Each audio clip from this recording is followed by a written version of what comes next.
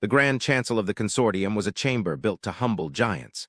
Crystalline pillars, grown rather than carved, soared into a vaulted darkness where captured nebulae swirled in a slow, silent dance of cosmic light. The air itself hummed with the gravitic stabilizers that held the station in a perfect, motionless embrace between three suns. Yet, for all its manufactured majesty, the atmosphere was thick with a tension that felt older and heavier than the ancient star metals of the walls. At the center of the immense, circular hall, a council of beings representing the collected wisdom and power of 1,000 worlds watched a holographic projection that pulsed with a cold, malevolent light. It was a rogue worldlet, a planetary shard of impossible density named Xylos, and it was on a terminal trajectory with Vexus Prime, a jewel of the Grisk hegemony and a vital agricultural hub for the entire sector. High Arbiter Vorlag of the Cathar Imperium, a creature whose carapace was a living lattice of obsidian and whose voice was the grinding of tectonic plates, gestured a bladed limb toward the projection. His multifaceted eyes, usually burning with cold certainty, held a flicker of something close to frustration. Our finest fleets have failed. The combined force of our Annihilator-class siege cannons did little more than scar its surface. Gravitic lances of the Lumen Ascendancy were deflected by its core. We have thrown the pinnacle of our known physics at this anomaly, and it proceeds undeterred. The Grisk are evacuating, but their world, a cradle of life for millennia, will be sterilized. He turned his monolithic head, the movement slow and deliberate, to address the being floating serenely in a column of coherent light beside him. Elder Kalis, your people spoke of another option, a new species, primitives by all our metrics. You suggested we invite them to observe, to learn. Now you propose we ask for their aid. Elder Kalis, a being of pure thought given form by a shimmering, humanoid energy field, did not answer immediately. The light that composed its form swirled with hues of soft violet and deep indigo, a visual representation of contemplation. High Arbiter, their technological signatures are indeed unorthodox. They do not utilize energy shielding as we comprehend it. Their vessels are propelled by controlled chemical reactions, a method we abandoned eons ago as inefficient. Their communications are crude, broadcast on tightly focused carrier waves rather than through subspace resonance. By our standards, they are children playing with fire and stone. The Elder's voice was not sound, but a direct, melodic impression upon the minds of all present, a gentle tide of logic and calm. Yet these primitives have expanded from their single star system to dozens in a span of time we would consider a historical footnote. They have colonized worlds we deemed uninhabitable. Their ships, though appearing brutish and archaic, are resilient beyond measure. They call them colony ships, freighters, explorers. There is a conspicuous absence of dedicated warships in their registry, and yet no known threat has ever successfully impeded their expansion. There is a depth there we have not yet fathomed, a different path of evolution. Chancellor Zorgan of the Grisk, a stout amphibious being whose moist skin glistened with anxiety, shifted his weight from one webbed foot to another. His translator drone buzzed nervously beside his head. A different path? Elder, with all due respect, my world is facing annihilation in less than 3 rotations. We do not have time for philosophical exploration. The Cathars might have failed.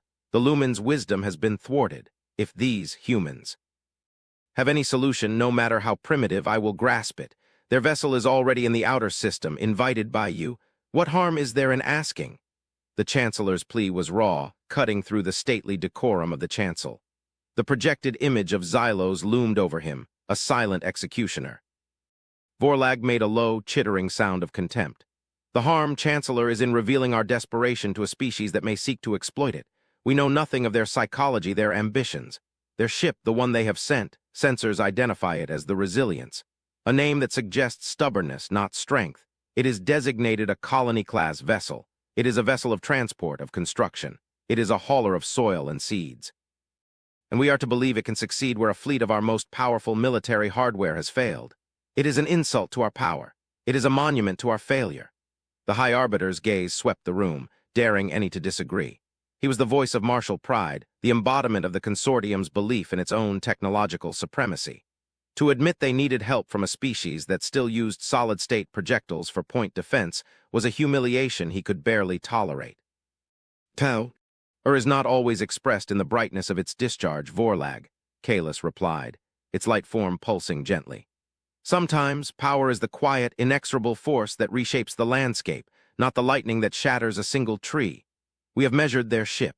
Its hull is not a singular, forged alloy, but a composite matrix of materials layered in a way that suggests an obsession with redundancy and durability.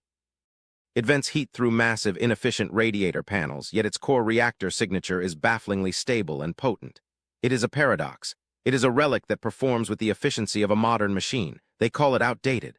But what if their definition of outdated is different from our own? What if it means tested by time, proven reliable beyond doubt? The elder paused, letting the thought settle in the silent hall. We have observed them. We have seen their communications. There is no bravado, no posturing, just a quiet, unnerving competence. When we sent the invitation to observe the Xylos crisis, their reply was instantaneous and simple. We are en route. We will assist if required.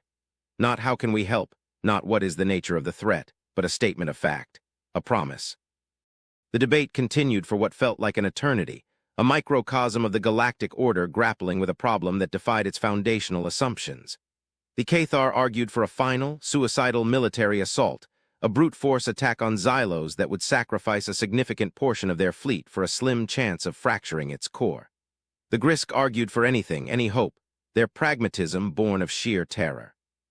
And the Lumen argued for a new perspective, for the humility to accept that their path was not the only one.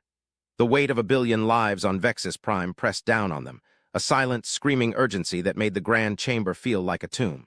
In the end, it was the desperation of Chancellor Zorgan that carried the vote. The consortium would formally request the aid of the humans. They would ask the crew of the slow, ugly, outdated colony ship to face the celestial behemoth that had humbled an empire. Vorlag acquiesced, but his posture was rigid with disdain. He would watch them fail, and in their failure the consortium's pride would be salvaged, even if the Grisk world was lost.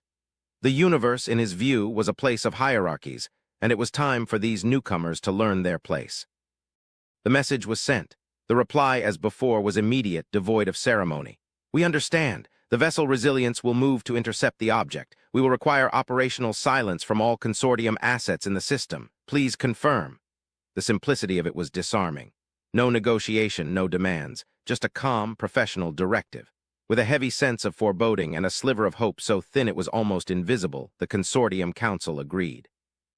Across the Vexus system, a vast armada of sleek, powerful warships, the pride of the Cathar, the elegant light skimmers of the Lumen, the functional transports of the Grisk, powered down their primary systems and drifted, becoming silent, helpless spectators. And from the dark, a single, unassuming vessel began to move.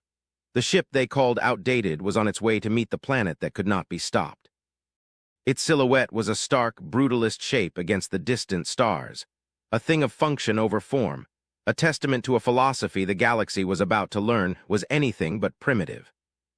From the command bridge of the Cathar flagship, the indomitable will, High Arbiter Vorlag watched the human vessel on his primary tactical display.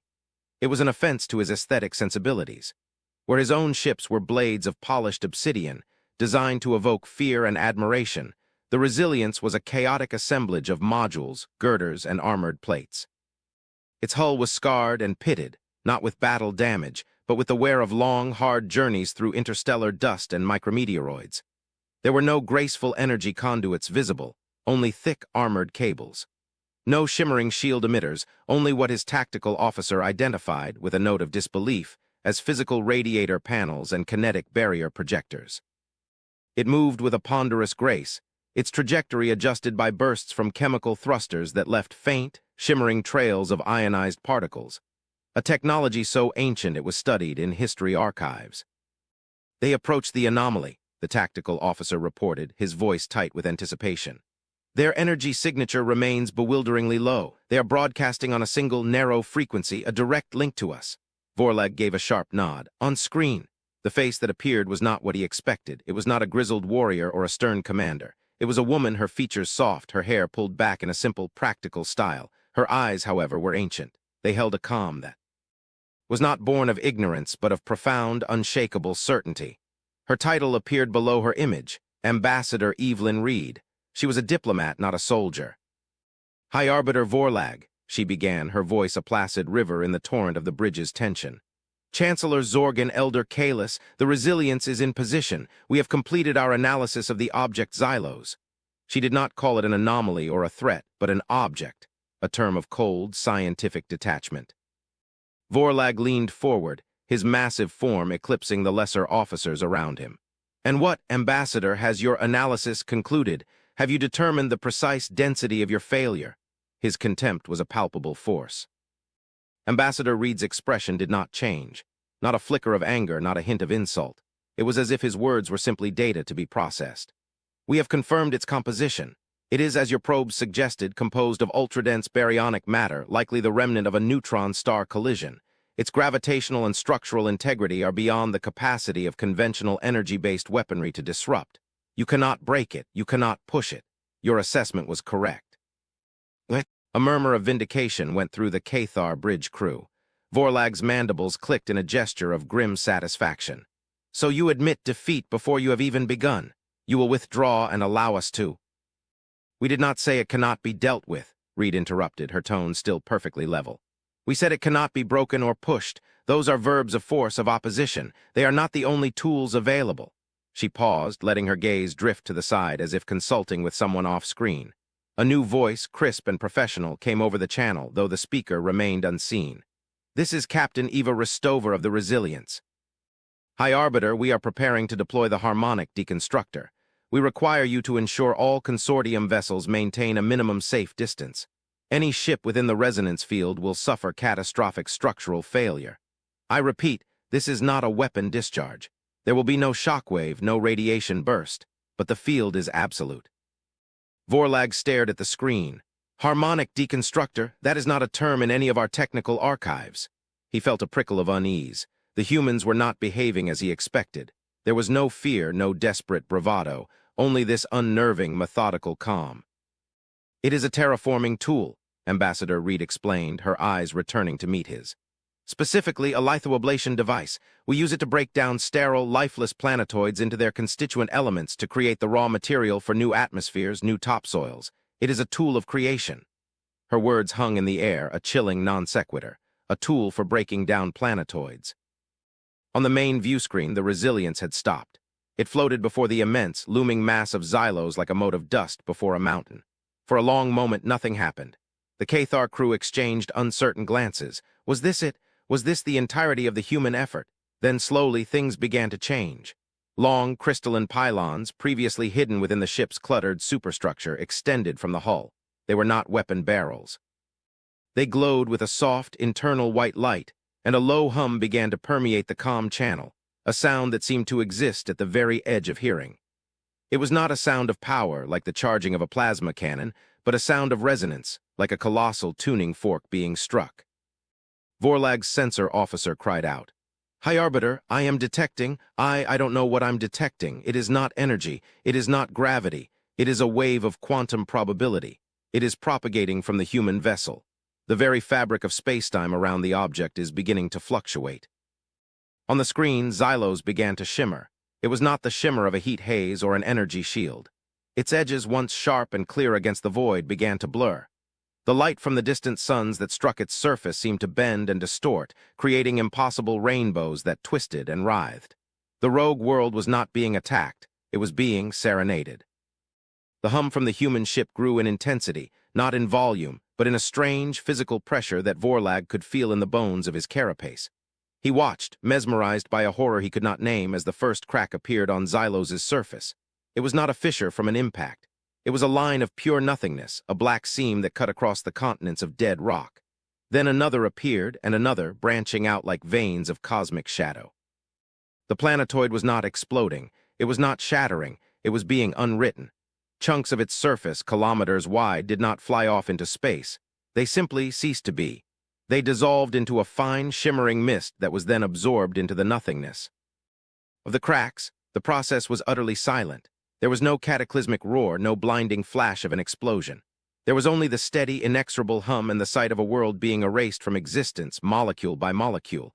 It was the most terrifying thing Vorlag had ever witnessed. An explosion was an event, a moment of violence. This was a process, a calm, deliberate, and absolute negation of reality. It was like watching a god peel away the layers of creation.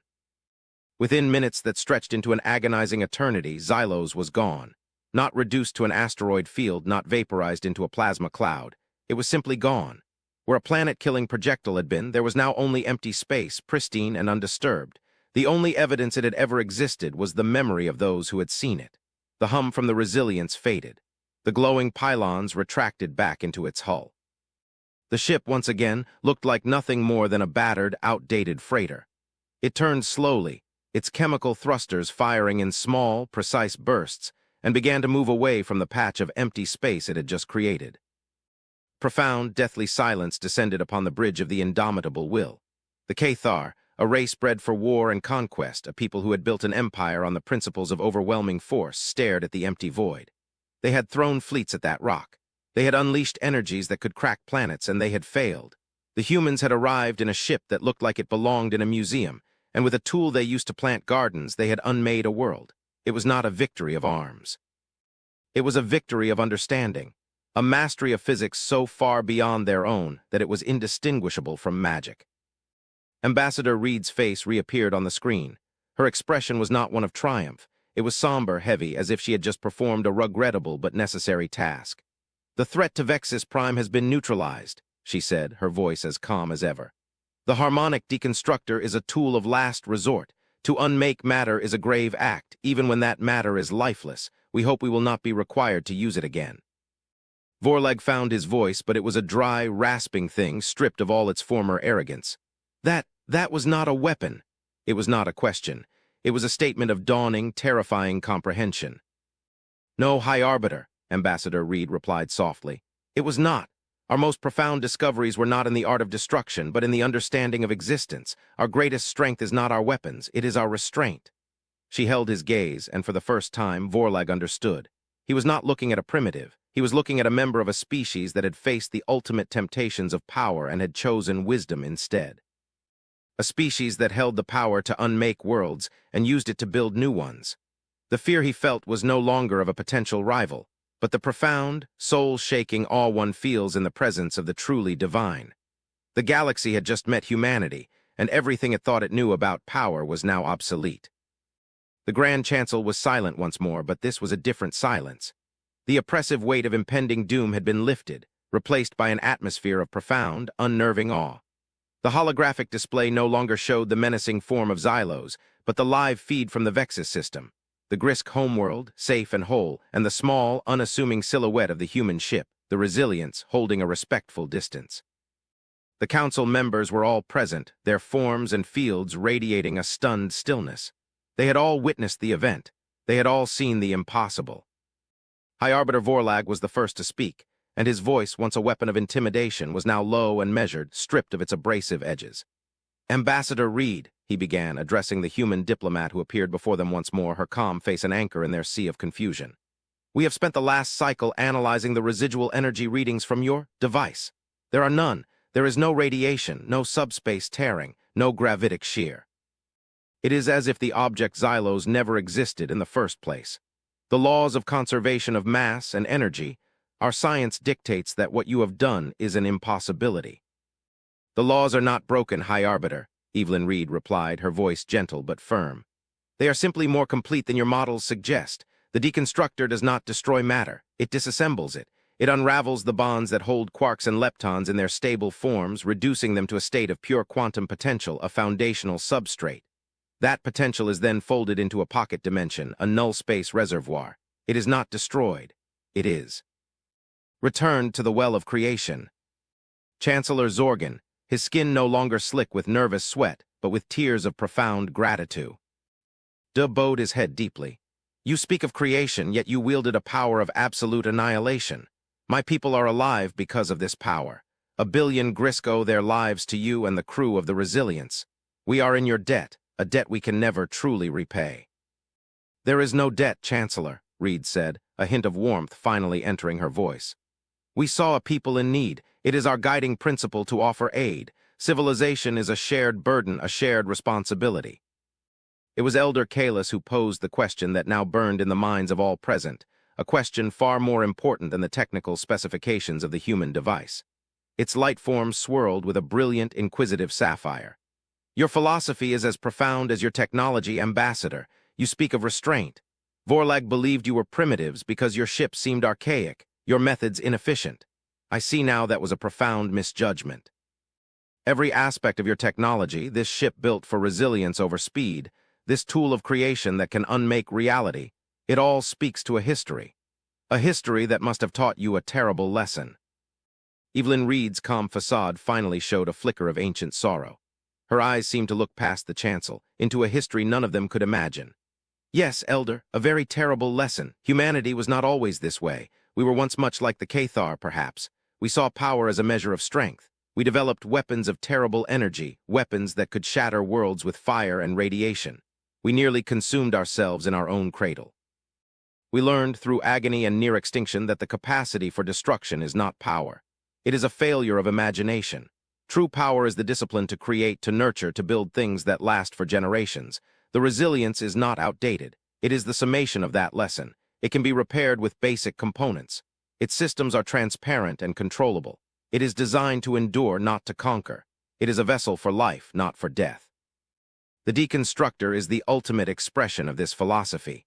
We designed a tool that could provide the building blocks for countless worlds, knowing full well it could also be the ultimate weapon.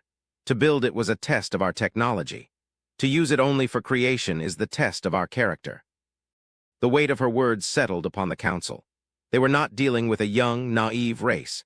They were dealing with an ancient one, a species that had weathered its own apocalypse and emerged, not hardened and cynical, but tempered and wise. They had walked through the fire and chosen to become gardeners instead of arsonists. High Arbiter Vorlag rose to his full, imposing height. The obsidian plates of his carapace seemed to absorb the light of the chamber. He looked at the human ambassador, and the multifaceted eyes that had once held only contempt now held a deep, resounding respect. "We were wrong," he stated, the admission a seismic event in the political landscape of the consortium. "We, the Cathar, who pride ourselves on our perception of strength, we were blind. We saw a lack of overt weaponry and called you weak. We saw durable engineering and called it primitive. We mistook wisdom for cowardice. Ambassador Reed, on behalf of the Cathar Imperium, I offer not just gratitude, but our formal apology. And I offer a proposal. The consortium has always been an alliance of equals. We would be honored if humanity would accept a seat at this council. Your perspective is not just valuable, it is essential. We have much to learn from you." Chancellor Zorgan immediately voiced his fervent support. Elder Kaelus's light pulsed in a bright, affirmative wave. For the first time, the core powers of the consortium were in complete, immediate agreement. They were extending an invitation not to a client state or a junior partner, but to a civilization they now understood was, in the ways that truly mattered, far older and more advanced than their own. Evelyn Reed inclined her head, a simple, human gesture of acknowledgement that resonated with profound gravity in the alien hall. Humanity would be honored to accept. We believe the future is not something to be conquered, but to be built together.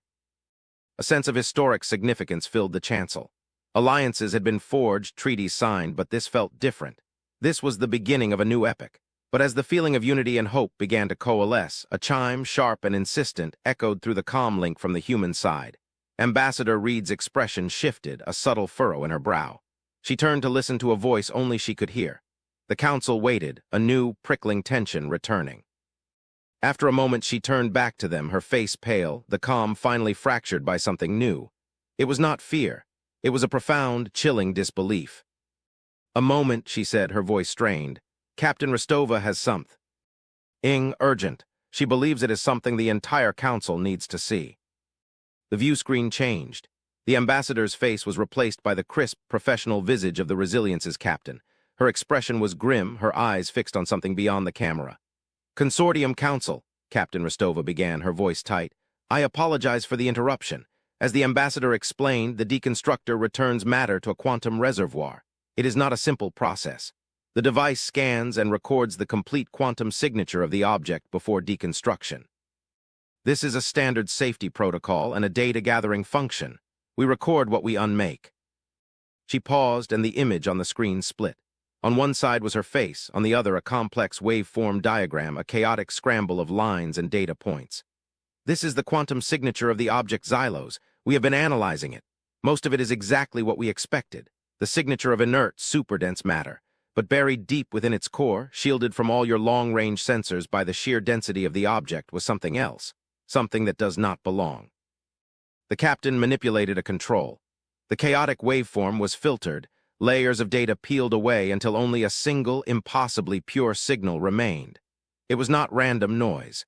It was a perfect, repeating pattern of pulses and frequencies, a structure of such mathematical elegance that it could only be one thing. "It is artificial," Vorlag breathed, his voice a horrified whisper. "Yes, High Arbiter," Captain Rostova confirmed, her voice low. "It is a signal, a message. It was embedded in the core of Xylos, using the planetoid itself as a transmitter waiting, but that is not the most disturbing part." She brought up a star chart, a three-dimensional map of the galaxy. A red line extended from the Vexus system outwards, past the edge of the galactic disk, past the satellite dwarf galaxies, into the unending, absolute darkness of the intergalactic void. "We have triangulated the signal's origin based on its red shift and quantum entanglement decay. It is not from our galaxy. Its point of origin is elsewhere. And based on the decay of the carrier wave's fundamental particles, the signal is old, incomprehensibly old." Elder Kalis's light form flared violently. "How old, Captain?" the psionic voice demanded, laced with an urgency it had never before displayed. Captain Rostova took a deep, steadying breath. "Our estimates place its transmission at approximately 3 billion years ago, long before the first complex life evolved on Earth, on the Cathar homeworld, or any of your worlds. It is older than our sun." The Chancellor was plunged into a silence so absolute it felt like the void from which the signal had come. The crisis of Xylos, the threat that had shaken their civilization to its core, had been nothing more than a vessel. A bottle carrying a message across an ocean of time and space, so vast it defied imagination. The rogue planetoid had not been a random cosmic event. It had been aimed, sent, a piece of celestial mail delivered across billions of years.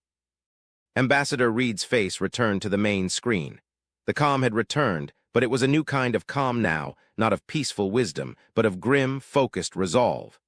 The calm of a sentry who has just heard a horn blow in the distant, unmapped darkness. "The problem we just solved was not the problem we thought it was," she said, her voice echoing in the silent, magnificent hall. "We believed we were fighting a battle against a force of nature. It seems we have just answered a knock at the door, a door that has been closed for 3 billion years. The assembled leaders of the galaxy, alien and human, stared at the impossible signal displayed before them. The fear of a dying world was gone, replaced by a much larger, much more profound uncertainty. They were not alone, and the beings who had sent a message inside the heart of a stellar remnant across the galactic void were of a power and on a timescale that made their own mighty consortium seem as brief and fragile as a single spark in an infinite night. Their new alliance, forged in the shadow of a single planetoid, would now face a dawning mystery that promised to redefine the very meaning of life in their universe. The ship they called outdated had not just erased a planet. It had unveiled a ghost that had been waiting for them since the dawn of their galaxy.